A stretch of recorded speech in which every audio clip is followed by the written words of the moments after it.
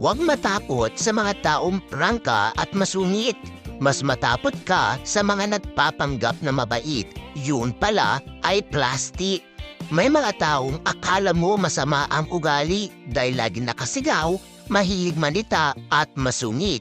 Kung minsan, yung taong ganyan, yun pa ang may mabuting kalooban. Kesa sa mga taong animo ang hair kung kumilos, pero ang totoo, sila pala ang may masamang ugali. Maganda maging kaibigan ang mga taong prangka at masungit kaysa sa mga taong patalikod kung tumira at kung umasta, pabida. Lahat tayo may bad attitude, pero hindi ibig sabihin nun masama ka ng tao. Di tulad ng iba dyan, kunwari mabait lang pag may kailangan at pag napapakinabangan yung isang tao.